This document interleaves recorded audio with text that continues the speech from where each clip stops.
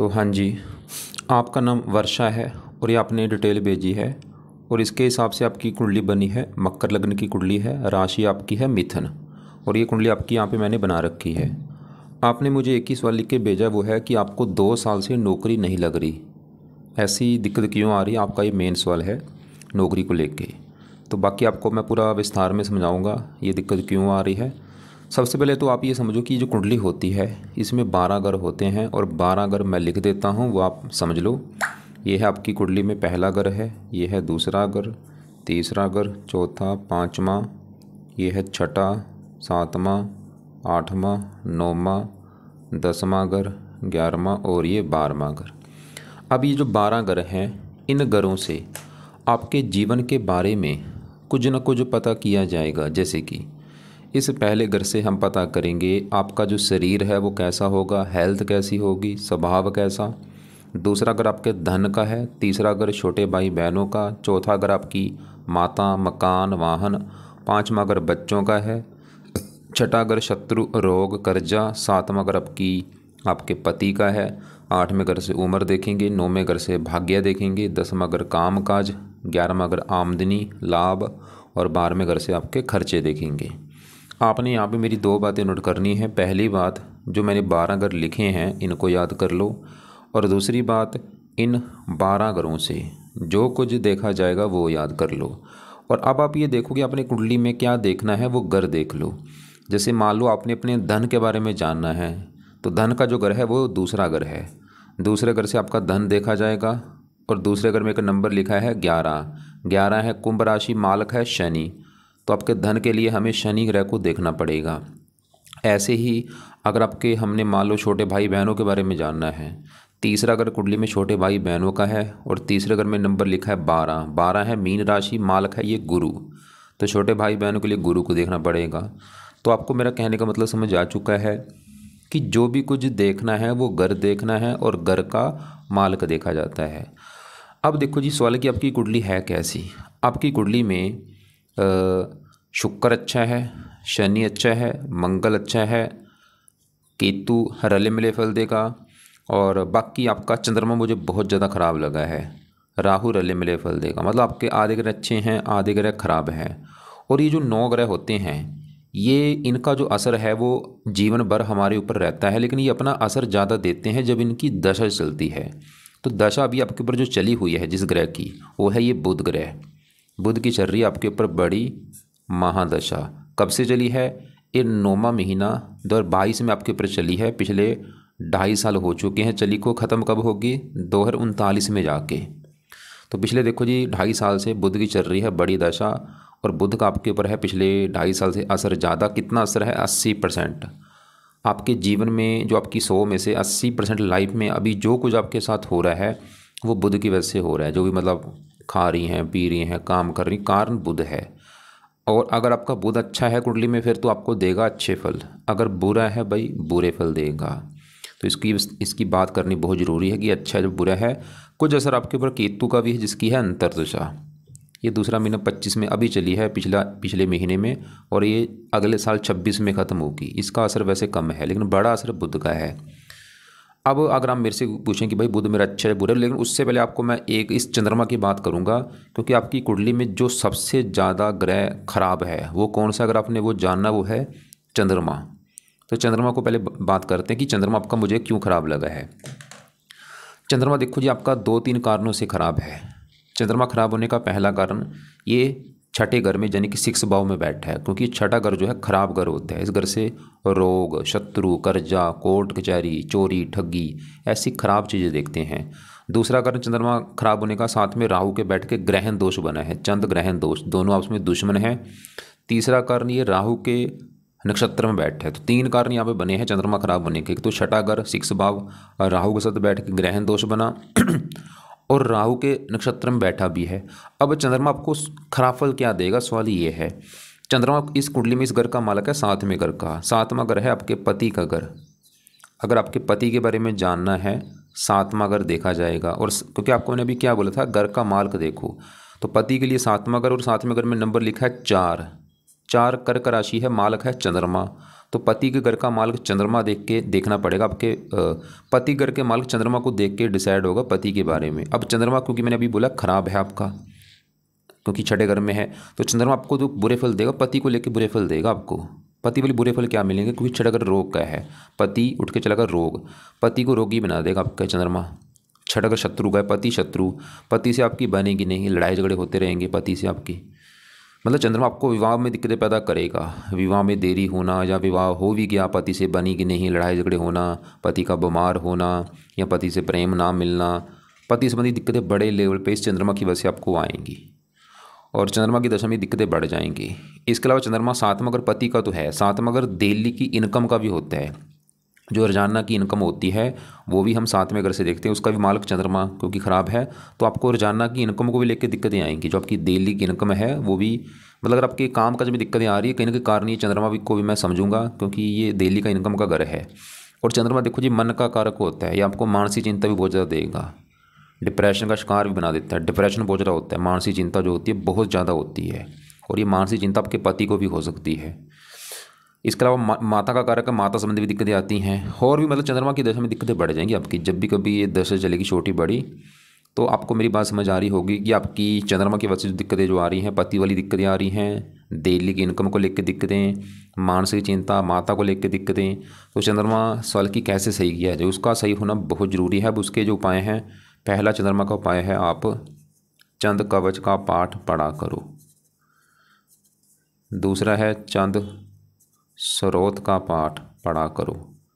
ये दो पाठ हैं, दोनों पाठ सुबह बैठ के आप पढ़ लिया करो, या इनको ऑडियो लगा के सुन लिया करो। तीसरा है चंद्रमा के देवता हैं शिव जी, शिव जी की पूजा उपासना किया करो। आपने शायद लिख भी रखा था आप शिव जी की पूजा उपासना करती हैं, ठीक है। शिव जी का जो मंत्र है ओम नमः शिवाय वो जाप कर लो आप। सुबह बैठ के अपना 10 से लेकर 20 मिनट ये जाप किया करो, पूरी भावना से आंखें बंद करके ओम नमः शिवाय, ओम नमः शिवाय जाप करो। तो 3 उपाय हैं चंद्रमा के, इससे चंद्रमा अच्छा होगा, और चंद्रमा अच्छा हो गया आपका तो पति का सुख अच्छा मिलेगा, पति बीमार नहीं होगा, पति से लड़ाई झगड़े नहीं होंगे, और भी डेली की इनकम अच्छी होगी, आप मानसिक चिंता से बचेंगी, डिप्रेशन से बचेंगी, और भी कई फायदे। अब देखो जी, आपके अभी बुध की बात करनी है, जिसकी चल रही है बड़ी दशा, वो हमने जानना है कि वो आपका अच्छा है या बुरा है। पिछले 2.5 साल हो चुके हैं चली दशा चली को, और आपने वैसे लिखा भी था कि पिछले 2 साल से नौकरी नहीं लग रही। आपने बोला था ऐसा पहले कभी नहीं हुआ, अभी नौकरी नहीं लग रही, क्यों हो रहा है दिक्कत, तो चल रही है बुध की दशा। इसका मतलब बुध की दशा आपको गड़बड़ कर रही है, तब भी आपको नौकरी नहीं लग रही, क्योंकि वही पिछले 2-2.5 साल से उसी की चल रही है दशा। उससे पहले शनि की दशा थी, वो तो बहुत अच्छा था। तो बुध की अगर बात करें, बुध आपका बैठा है यहाँ पे 5वें घर में। 5वां घर पहले समझो किसका है, 5वां घर है संतान का घर। संतान कैसी होगी, 5वां घर देखेंगे। 5वां घर आपकी पढ़ाई का भी है, बुद्धि का भी है, और वही बात फिर आगे घर का मालक देखना है। 5वें घर में 2 लिखा है, मालक शुक्र देखना पड़ेगा। इस 5वें घर के मालक शुक्र को देख के पता चलेगा आपकी संतान के बारे में, पढ़ाई के बारे में। शुक्र तो फिलहाल अच्छा है, वो तो ये दिखा रहा है कि संतान का सुख अच्छा है, लेकिन शुक्र के अलावा 5वें घर में सूर्य और बुध की को भी देखना पड़ेगा। पहले बुध की बात करें तो बुध देखो जी बैठा है 5वें घर में, एक अच्छा घर है, और वहाँ पे जो 2 लिखा है शुक्र घर में बैठा है। मतलब आपका बुध 2-3 कारणों से मुझे अच्छा दिख रहा है। मतलब बुध दिखने में तो दिख रहा है अच्छा है, क्यों अच्छा है, क्योंकि एक तो दोस्त के घर में बैठा अपने, और 5वां घर भी अच्छा है, और बुध इस कुंडली में योग कारक भी है। इस घर का मालिक है 9वें घर का। 9वें घर से देखा जाता है भाग्य, आपका भाग्य देखना है। 9वां घर, 9वें घर में 6 लिखा है, मालिक बुध, भाग्यश भी है बुध, मतलब भाग्य जाके बैठा है संतान के घर में। बुध तो ये दिखा रहा है कि आपकी भाई संतान पैदा होगी तो आपका भाग्य साथ देना शुरू हो जाएगा, और अभी बुध की दशा में आपका भाग्य साथ देगा। बुध आपको भाग्यशाली बनाएगा, आपको संतान के लिए अच्छा है, पढ़ा लिखा बनाएगा, बुद्धिमान बनाएगा, आपको धार्मिक बनाएगा। मतलब बुध दिख रहा है अच्छा है। मतलब बुध की जो आपकी चल रही है दशा 2.5 साल से, मुझे दिख रहा है अच्छा है, लेकिन एक गड़बड़ हो रही है। गड़बड़ क्या है, बुध जो है ये बैठा है चंद्रमा के नक्षत्र में बैठा है, ये मुझे अच्छा नहीं लगा, और इसकी वजह से हो सकता है आपको बुरे फल भी दे रहा हो। जो आपने बोला ना कि आपकी दिक्कत आ रही है, नौकरी नहीं लग रही 2 साल से, तो मतलब ये बुध थोड़ा बहुत बुरे फल दे रहा है आपको, क्योंकि चंद्रमा के नक्षत्र में बैठे। और आपको मैंने बोला था चंद्रमा आपका मुझे बहुत ज़्यादा खराब लगा है, ये चंद्रमा के फलों को दिखा रहा है। बुध आपका है तो बेचारा अच्छा था, लेकिन चंद्रमा के नक्षत्र में बैठ के चंद्रमा के जो फल है उसको भी दिखा रहा है, और चंद्रमा खराब है जो कि आपको पति संबंधी दिक्कतें देगा, इनकम को लेकर दिक्कतें। तो आपको मैं बुध के उपाय बोलूँगा, 3-4 उपाय करो, उससे बुध आपका बिल्कुल अच्छा हो जाएगा। और जो चंद्रमा के उपाय मैंने क्यों बोले हैं, ताकि चंद्रमा अगर आप सही कर लिया आपने, आपका बुध भी अच्छे फल देगा, क्योंकि बुध बुरे फल देने का कारण है वो चंद्रमा के नक्षत्र में है। तो बुध के सवाल की क्या आप उपाय करें, तो बुध का जो पहला उपाय है, आप बुध का मंत्र याद किया करो। मंत्र है ओम बुम बुद्धाय नमः, ओम बुम बुद्धाय नमः। रोजाना 1-2 माला मंत्र कर लिया करो। दूसरा है बुध कवच का पाठ पढ़ा करो। तीसरा है बुध स्रोत का पाठ पढ़ना है। तो यहाँ पे देखो जी 2 पाठ हैं, बुध कवच बुध स्रोत। ये दोनों पाठ पढ़ने हैं या इनको सुनना है शाम के समय। मंत्र भी आप शाम को कर लो। तो बुध का मंत्र हो गया, बुध कवच बुध स्रोत। चौथा उपाय है बुध के देवता हैं गणेश जी। गणेश जी की पूजा उपासना किया करो आप, मतलब गणेश जी का जो मंत्र है ओम गण गणपति नमः वो कर लो, या गणेश जी के मंत्र माथा टेकने आप जा सकती हैं। 5वां उपाय अगर आपको करना आता है वो है, आप बुध का जो दिन है वो है बुधवार, तो आप हर बुधवार को बुध देवता का व्रत रखा करो। व्रत की जो कथा है वो करो, आरती करो। तो ये बुध के उपाय आपने करने हैं। दोबारा बोल देता हूँ कि बुध का मंत्र ओम बुम बुद्धाय नमः रोजाना 1-2 माला करना है। बुध कवच का पाठ पढ़ना है या सुनना है, बुध स्रोत का पाठ पढ़ो या सुनो, और गणेश जी का मंत्र ओम गण गणपति नमः वो कर लो। गणेश जी का मंत्र माथा टेकने जा सकती हैं आप बुधवार को। और अगर आपको व्रत रखना आता है, बुध देवता का व्रत रख लो, कथा कर लो, आरती कर लो। नहीं आता व्रत रखना कोई बात नहीं, चाहे बाकी आपकी मर्जी, रख लोगे अच्छी बात है, कुछ व्रत रख लो। मतलब बुध के ये पाठ पूजा करने समय आप प्रार्थना करो कि हे बुध देवता जी, आपकी जो चल रही है दशा वो मेरी अच्छी जाए, मेरी जो नौकरी नहीं लग रही मेरी नौकरी लग जाए। प्रार्थना करनी, मालूम मंत्र आपने किया है, मंत्र के बाद प्रार्थना करो कि बुध देवता जी आपका मैंने मंत्र इसलिए किया है ताकि मेरी नौकरी लग जाए। तो अभी हमने क्या देखा कि आपके ऊपर बड़ी दशा बुध की है तो चलो अच्छा था। 5वां घर है, मित्र की राशि है, योग कारक है, लेकिन वो चंद्रमा के नक्षत्र में है। बाकी आपके देखो जी इसी घर में सूर्य की भी बात कर लेते हैं। सूर्य इस कुंडली में इस घर का मालक है 8वें घर का। 8वें घर में जो 5 लिखा है ये है सिंह राशि, मालक सूर्य होता है। और सूर्य आपको थोड़ी सी दिक्कतें देगा। सूर्य जहाँ बैठा है 5वें घर में, शुक्र ग्रह बैठा है, और शुक्र को अपना दोस्त दुश्मन मानता है। और है भी सूर्य इस कुंडली में मार्केश, मतलब सूर्य आपका 2-3 कारणों से खराब है। एक तो दुश्मन के घर में बैठा है, और इस कुंडली में प्रबल मार्केश है। सूर्य दिक्कतें क्या देगा उस वाली है, ये जहाँ बैठा है वो है संतान का घर। तो सूर्य की वजह से आपको संतान संबंधी कोई दिक्कत आ सकती है, जैसे कि आपका गर्भपात होना, या संतान देरी में होना, या संतान का बीमार होना, या लड़कियां ज़्यादा पैदा होना, लड़का कम होना। कुछ ना कुछ दिक्कत तो होगी आपको संतान को लेके इस सूर्य की वजह से। तो अगर आपका ऐसा सवाल है, आपने वैसे सवाल लिख के नहीं भेजा, अगर आपको लग रहा है कि हाँ भाई ऐसी दिक्कत है कि गर्भपात होता है मेरा, या मैंने अभी संतान आगे लेनी है, तो मैं बोलूँगा सूर्य का एक पाठ है वो पढ़ लेना। वो है आप सूर्य कवच का पाठ पढ़ लेना, उससे ये दिक्कत आपको नहीं आएगी। या संतान गोपाल स्रोत का पाठ पढ़ लेना, आप लिख लो अपने पास। या तो सूर्य कवच का पाठ मैंने बोला, सूर्य कवच का पाठ, या संतान गोपाल स्रोत का पाठ। हाँ, क्योंकि अगर आपने सवाल लिख के भेजा था फिर तो आपको मैं चलो बोल देता, लेकिन आपने खाली एक ही सवाल बोला था, नौकरी नहीं लग रही। अब आगे बढ़ते हैं। आपके देखो जी यहाँ पे 9वें घर में शनि मंगल की मैं बात करता हूँ, और आपकी जैसे बुध की चली है दशा, अभी चली है 2.5 साल से। इससे पहले दशा किसकी थी? शनि की थी। और वो तो आपका बहुत अच्छा है, क्योंकि शनि बैठा है 9वें घर में, एक तो घर अच्छा है, और यहाँ पे जो 6 लिखा बुध की राशि में बैठा है मित्र राशि में। और शनि इस कुंडली में इस घर का मालक है पहले घर का। पहले घर में जो 10 लिखा है मालक शनि होता है। पहला घर आपका है शरीर, हेल्थ, स्वभाव, रंग रूप, यानी कि अगर आपका हमने शरीर, हेल्थ, सर, मस्तक ऐसी चीज़ देखनी है पहला घर। और पहले घर में 10 लिखा है मालक शनि, तो शनि को देखना पड़ेगा। और शनि का बैठा है 9वें घर में, घर अच्छा है, भाग्य घर में बैठा है मित्र की राशि, मतलब शरीर भाग्य घर में शनि। तो ये दिखा रहा है आपको भाग्यशाली बनाएगा, आपका भाग्य साथ देगा, आपको धार्मिक बनाएगा, देश विदेश की यात्रा करवाएगा। और शनि इस घर का भी मालक है दूसरे घर का, धन का।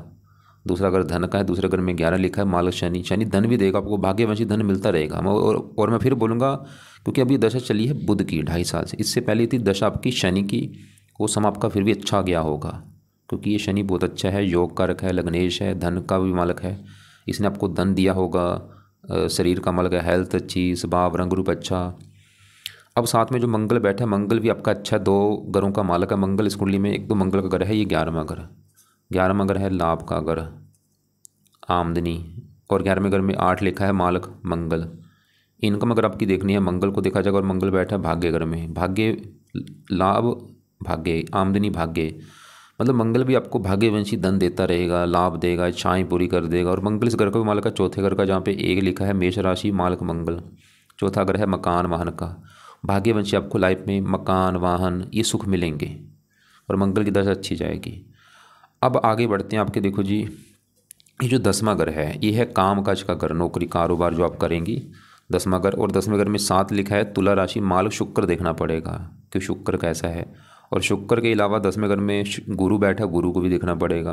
पहले मैं 10वें घर के मालक शुक्र की बात करूँ, वो चौथे घर में बैठ के 7वीं दृष्टि से अपने घर को देख रहा है। मतलब शुक्र भी आपका अच्छा है, वो ये दिखा रहा है कि आपको काम काज का सुख अच्छा मिलेगा, पिता सरकार मान प्रतिष्ठा। और शुक्र चौथे घर को भी अच्छा कर देगा आपको, मकान वान का सुख अच्छा, संतान सुख देने वाली होगी, शुक्र ही दिखा रहा है। लेकिन ये बल कम लेके बैठा है, 0 डिग्री का बैठा है, इसका बल बढ़ाओ आप। बल मतलब इसका 0+ करनी है, इसकी पावर बढ़ गई तो अच्छे बल बढ़ जाएंगी। इसका आप रत्न दान कर लेना। आपने मुझे बोला था मोती दान कर रखा, भूल के मोती दान मत कर लेना, आपको उल्टा टांग देगा। क्योंकि रत्न चंद्रमा आपका बहुत ज़्यादा ख़राब है। मोती इसकी जो पर्ल आपने पहना है इसकी पावर कई गुना बढ़ जाएगी, और पावर बढ़ेगी तो बुरे फल कई गुना बढ़ जाएंगे। तुरंत पर्ल को उतार के रख दो, जो भी पहन रखा है चंद्रमा का, कभी दार नहीं होगा ये। एक तो वैसे ही ख़राब है, क्योंकि रत्न क्या करता है पावर को बढ़ा देता है, इसकी पावर बढ़ जाएगी, बहुत ज़्यादा बुरे फल बढ़ जाएंगे। रत्न दान करना है, शुक्र का रत्न दान करो, क्योंकि वो अच्छा है लेकिन बल कम लेके बैठा है।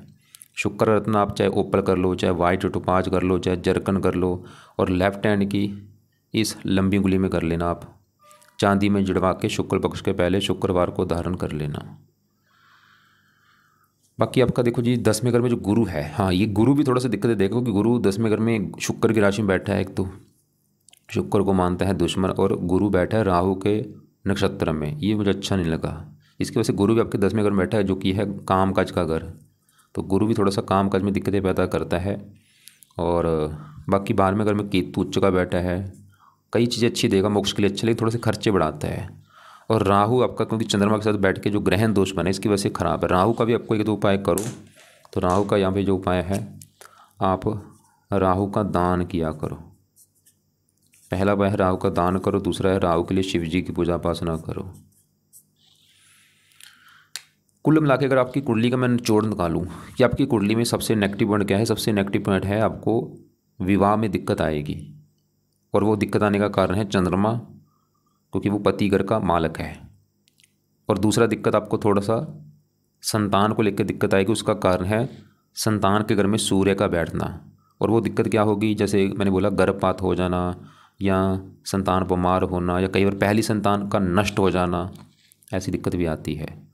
बाकी आपकी कुंडली में शनि अच्छा है, मंगल अच्छा है, और शुक्र अच्छा है, लेकिन शुक्र का बल कम है। और सूर्य आपको दिक्कत देगा संतान के मामले में। और यहाँ पे जो चंद्रमा वो तो आपका बहुत ज़्यादा ख़राब है, 2 दिक्कतें देगा। एक तो पति वाली दिक्कतें, और आपको दिल्ली की इनकम को लेकर दिक्कतें। राहु अगर यहाँ पे अकेला होता फिर तो चलो अच्छा था, लेकिन साथ में चंद्रमा के बैठ के ये जो दोष बना है यहाँ पे, उसकी वजह से राहु भी दिक्कतें पैदा करेगा। और केतु रले मिले फल देगा। तो मतलब आपके लिए जो जरूरी उपाय हैं, सबसे जरूरी उपाय है देखो जी, एक तो चंद्रमा के, क्योंकि वो ख़राब है, उसका सही होना बहुत जरूरी है। अब उसके क्या उपाय हैं, तो वो यहाँ पे जो 3 उपाय हैं वो मैंने लिख दिए हैं कि चंद कवच चंद स्रोत, दोनों पाठ पढ़ने हैं या सुनने हैं सुबह के टाइम। और चंद्रमा के देवता शिव जी की पूजा उपासना करो, शिव जी का जो मंत्र बोला वो करो।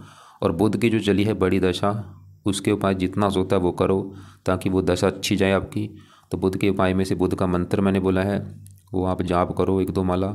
और बुध कवच बुध स्रोत के पाठ पढ़ने हैं या सुनने हैं। और बुध के देवता गणेश जी का मंत्र कर लो।